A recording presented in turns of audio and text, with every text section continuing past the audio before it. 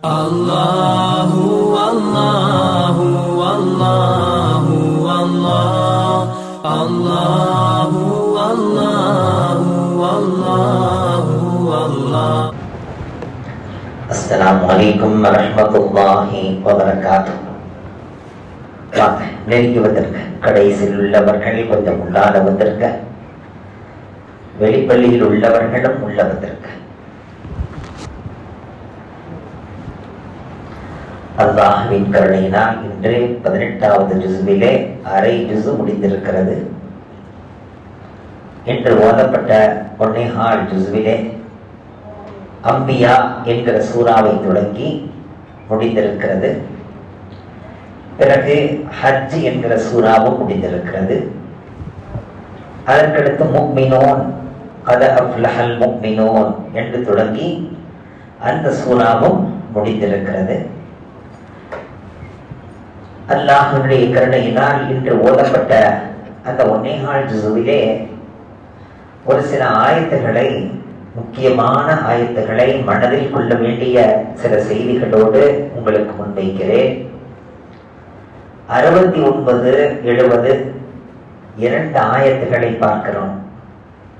நபி இப்ராஹிம் அலைஹிஸ்ஸலாத்து வஸ்ஸலாம் அவர்களை நெருப்பு குண்டத்தில் போடுகிற போது அம்பியா என்கிற அந்த சூறாவிலே அல்லாஹ் சொல்கிறான், அவர்கள் இப்படி சொன்னார்கள், நீங்கள் நெருப்பை முட்டுங்கள், இன்னும் உதவிக்காக வேண்டி அனைவரையும் அழைத்துக் கொள்ளுங்கள், எந்த அளவுக்கு அந்த நெருப்பு குண்டம் எரியுமோ அந்த அளவுக்கு நீங்கள் மூட்டிக் கொள்ளுங்கள்.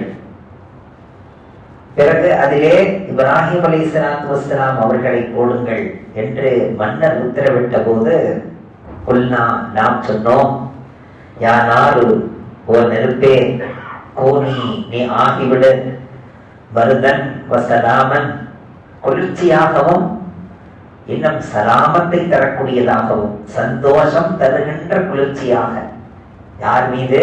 இப்ராஹீமின் மீது நீ சந்தோஷம் தருகின்ற குளிர்ச்சியாக ஆகிவிடு என்று சொன்னோம். அது உடனே குளிர்ந்து விட்டது. கைதன், அவர்கள் சூழ்ச்சியை செய்ய நாடினார்கள். அந்த சூழ்ச்சியை தவிடுபடியாக ஆக்கி அவர்களை நாம் நஷ்டவாதிகளாக ஆக்கினோம் என்றெல்லாம்.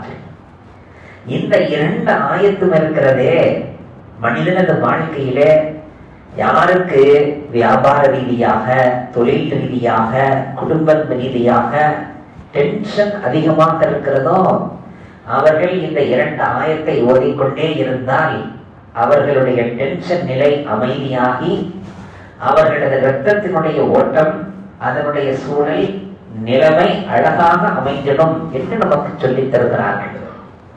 கடுமையான ஜுரம் இருந்தாலும் கூட இந்த ஆயத்தை ஓதி தண்ணீரில் ஓதி குடித்துக் கொண்டால் ஜுரம் உடனே அடங்கிவிடும்.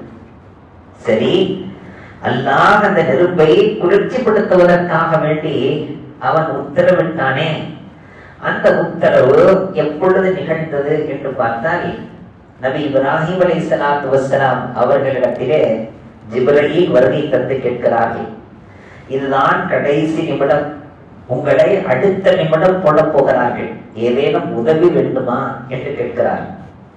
உடனே ஹஜ்ரத் ஜிப்ரீல் அலைஹிஸ்ஸலாத்து வஸ்ஸலாம் சொல்கிறார்கள், உம்மிடத்தில் நான் எதற்காக உதவி தேட வேண்டும்?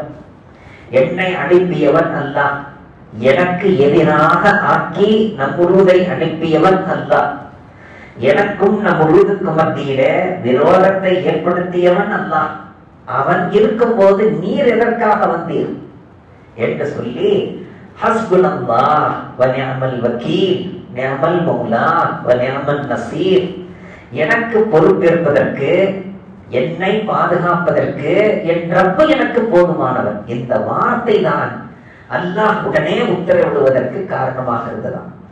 எனவேதான் நபிகள் நாயகம் ஸல்லல்லாஹு அலைஹி வஸல்லம் சொன்னார்கள், கலிமாக்களிலேயே மிகச் சிறந்த கலிமா ஹஸ்புனல்லாஹு வ நிஅமல் வக்கீல், நிஅமல் மௌலா வ நிஅமன் நஸீர்.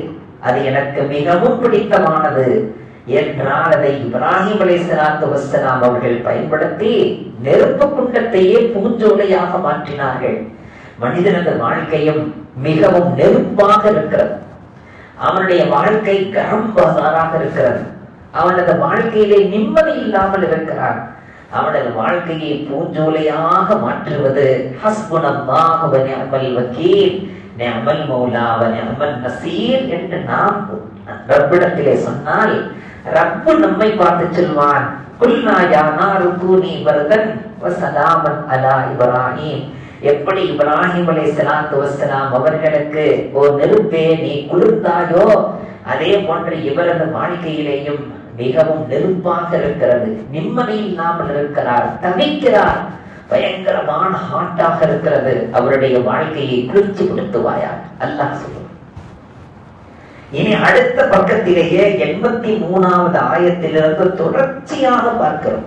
அந்த ஆயத்திலே ஹதரத் அய்யூப் அலைஹிஸ்ஸலாத்தை பற்றி சொல்லுகிறான், இஸ்மாயில் அலைஹிஸ்ஸலாத்தை பற்றி சொல்லுகிறான், நிறைய நபிமார்களை அல்லாஹ் குறிப்பிடுகிறான். அதிலே அய்யூப் அலைஹிஸ்ஸலாத்து வஸ்ஸலாம் அவர்களுக்கு உடலிலே புண்கள் ஏற்பட்ட நேரத்தில், அல்லாஹ் எனக்கு புண்கள் ஏற்பட்டிருக்கிறது, கட்டிகள் வந்திருக்கிறது, எனக்கு கஷ்டங்கள் வந்திருக்கிறது, அதையெல்லாம் சொல்லவில்லை.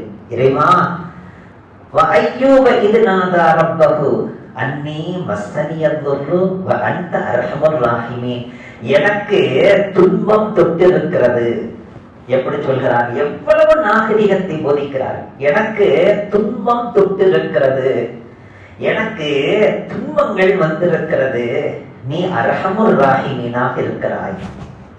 உடனே அல்லாஹ் எப்படி மாற்றி விட்டான் என்றால், என்னென்னலாம் அவர்கள் இழந்தார்களோ அனைத்தையும் நாம் திரும்ப தந்தோம், பன்மடங்காக தந்தோம் என்கிறார் அடுத்த ஆயத்திலே.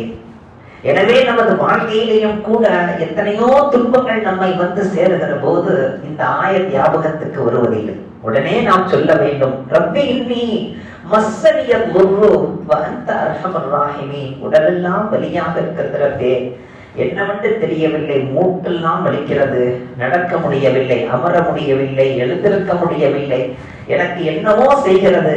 ரப்பி இன்னி மஸ்ஸனியல் துர்ரு வ அன்த அர்ஹமுர் ராஹிமீன். இந்த வ அன்த அர்ஹமுர் ராஹிமீன் இருக்கல்லவா, அதுதான் அங்கே மிக முக்கியமாக கவனிக்க வேண்டியது.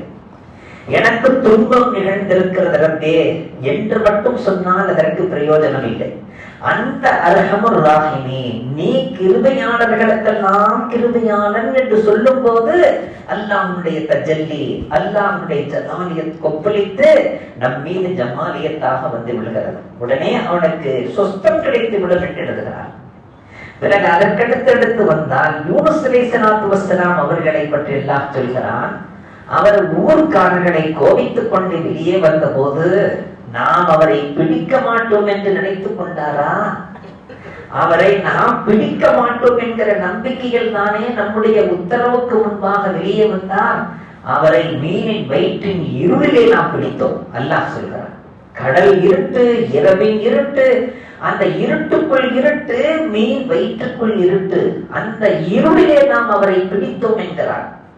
நபிகள் நாயகம் ஸல்லல்லாஹு அலைஹி வஸல்லம் சொன்னார்கள், யூனுஸ் அலைஹிஸ்ஸலாத்து வஸ்ஸலாம் மீனின் வயிற்றுக்குள் இருக்கிற போது லா இலாஹ இல்லா அன்த சுப்ஹானக இன்னி குன்து மினல் ஸாலிமீன் மட்டும் சொல்லாமல் இருந்திருந்தால் கியாம நாள் வரையிலும் அந்த மீனின் வயிற்றில் தான் இருந்திருப்பார். ஆனால் அல்லாஹ் சொல்லுகிறான், யூனுஸ் அலைஹிஸ்ஸலாத்து வஸ்ஸலாம் அவர்கள் இந்த தஸ்பீகை செய்தார்கள். லா இலாஹ இல்லா அன்த, உன்னை தவிர வணக்கத்திற்கு தகுதியானவன் யாருமே இல்லை. லா இலாஹ இல்லா அன்த சுப்ஹானக, நீ பரிசுத்தமானவன் ரப்பே. நான் இன்னி குன்து மினல் ஸாலிமீன், நான் அநீதம் செய்தவர்களில் ஆகிவிட்டேன் ரப்பே என்று சொன்னபோது அல்லாஹ் சொன்னான், உம்மை நான் வெளியாக்குகிறேன். என்னென்ன இருட்டிலிருந்து?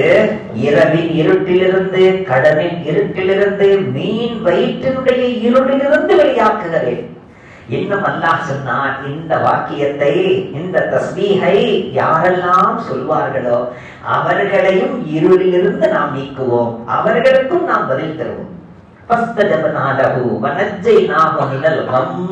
இந்த கம் என்றால் கவலை, எந்த கவலையாக இருந்தாலும் சரி, உலக கவலை, மறு உலக கவலை, கடன் கவலை, பிரச்சனை கவலை, குடும்ப கவலை, வரவு செலவுகளின் கவலை, மான பிரச்சனை, எதுவாக இருந்தாலும் அதை ரப்பிடத்தில் சொல்லி பிஹுர்மதி லா இலாஹ இல்லா அன்த சுப்ஹானக இன்னி குன்து மினல் ஸாலிமீன். எப்படி சொல்லணும்? யா அல்லாஹ், என்னுடைய கடன்களை எல்லாம் தீர்த்து வை. பிஹுர்மதி லா இலாஹ இல்லா அன்த சுப்ஹானக இன்னி குன்து மினல் ஸாலிமீன் 313 தடவை சொல்லிவிட்டால் நோயாக இருந்தால் நோய் சிஃபாவாகும், வாழ்க்கையிலே இடைஞ்சலாக இருந்தால் இடைஞ்சல் நீங்கும், நெருக்கடியாக இருந்தால் விசாலம் கிடைக்கும், கேவலங்களும் அவனுடைய வாழ்க்கையிலே வாழவே பிடிக்காத நிலையும் இருக்குமானால் அல்லாஹ் கண்ணியத்தின் உச்சத்திலே கொண்டு போய் நிறுத்துவார். எனவேதான் இந்த ஆயத்துக்கு ஆயத்தை கரீமா என்றதற்கு பெயர், சங்கை தருகின்ற ஆயத்து. இனி அடுத்து ஹஜ்ரத் ஜக்கரியா அலைஹிஸ்ஸலாத்து வஸ்ஸலாம் அவர்கள் செய்த துஆவை அல்லாஹ் சொல்கிறான். ஜக்கரியா என்னை அழைத்தார். வஸக்கரியா இத் நாதா ரப்பஹு ரப்பி லா ததர்னி ஃபர்தா வ அன்த கைருல் வாரிஸீன். ரப்பே, என்னை தனி மனிதனாக விட்டு விடாதே. எனக்கு குழந்தை இல்லாமல் போனால் நான் தனி மனிதனாகி விடுவேன். என்னை தனி மனிதனாக விட்டு விடாதே. நீ வாரிசுரிமை கொண்டாடக்கூடியவர்களில் மிகச் சிறந்தவன், வாரிசுரிமையை ஏற்படுத்தி தருவதிலே நீ மிகச் சிறந்தவன் என்று சொன்ன போது அல்லாஹ் பதிலளித்தான்.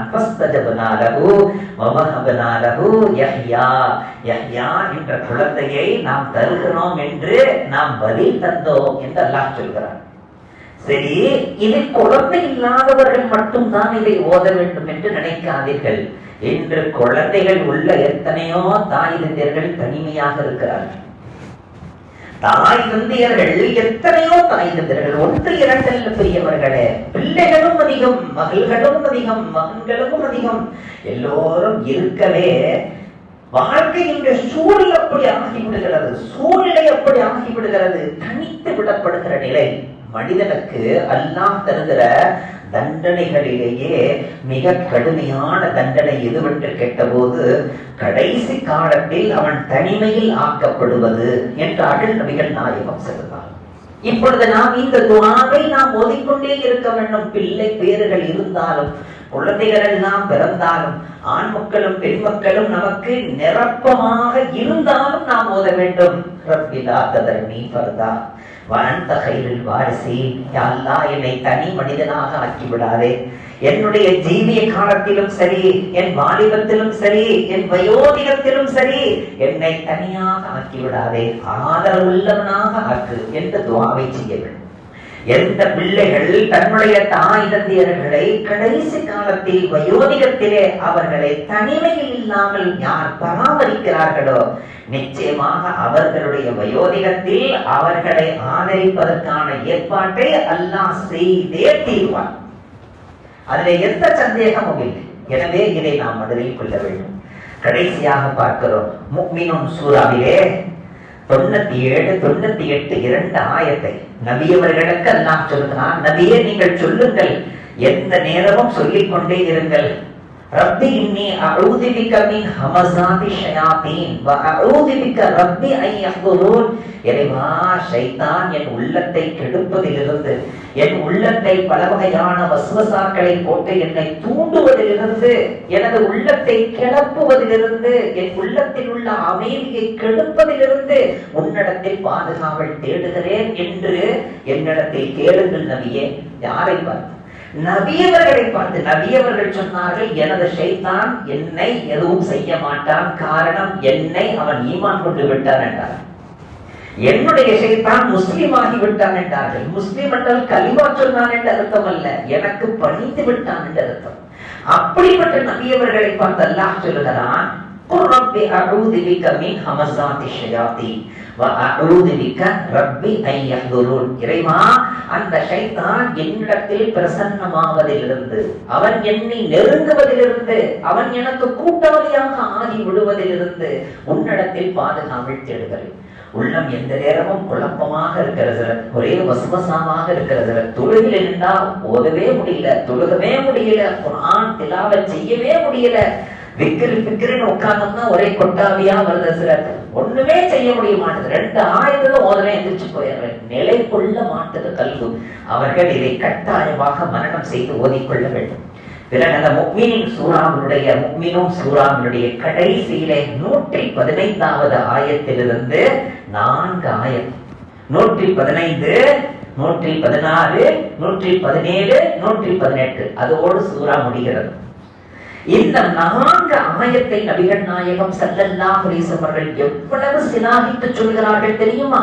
நபியவர்களும் ஹஜ்ரத் அப்துல்லாஹ் இப்னு மஸ்ஊத் ரலியல்லாஹு தஆலா அவர்களும் இன்னும் சில சஹாபிகளும் சேர்ந்து பிரயாணப்பட்ட நேரத்திலே ஒரு ஊரை கடக்கிறார்கள். அங்கே கூட்டமாக இருக்கிறது. என்ன இங்கு கூட்டம் என்று கேட்டபோது அந்த ஊர் தலைவன் பல நாட்களாக கோமாவிலே கிடக்கிறார். பல நாட்கள் கோமாவிலே கிடக்கிறார். அதை கடக்கிறார்கள். நபியவர்களும் கடக்கிறார்கள், சஹாபிகளும் கடக்கிறார்கள். அதை பெரிதாக கருதவில்லை. ஆனால் ஹஜ்ரத் அப்துல்லாஹ் இப்னு மஸ்ஊத் ரலியல்லாஹு தஆலா என்னதான் பார்க்கலாம் எட்டி பார்த்து அஃபஹஸிபதும் அன்னமா கலக்னாகும் அபஸம் வ அன்னகும் இலைனா லா துர்ஜஊன் இந்த 4 ஆயத்தை ஓதி விட்டார். தப்பு என்று உட்கார்ந்தார்கள். உடனே அவரை பிடித்துக் கொண்டார்கள் ஊர்க்காரர்கள். நீங்கள் யார்? நீங்கள் எங்கிருந்து வருகிறீர்கள்? உங்களுடைய தலைவர் யார்? உங்களை உருவாக்கியவர் யார்? உங்களுக்கு இதையெல்லாம் சொல்லிக் கொடுத்தவர் யார்? உடனே நபி அவர்கள் அங்கே வந்து விட்டார்கள். அந்த கூட்டத்தில் உள்ளவர்கள் எல்லாம் ஈமான் கொண்டார்கள்.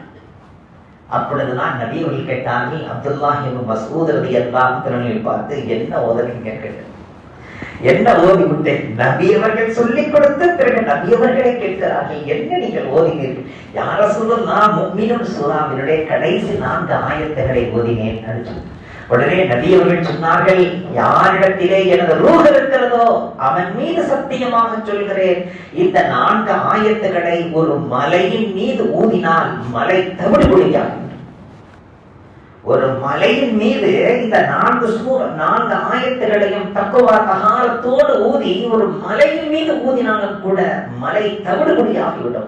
அவ்வளவு சக்தியை அல்லாஹ் இந்த 4 ஆயத்துக்குள்ளே வைத்திருக்கிறார்.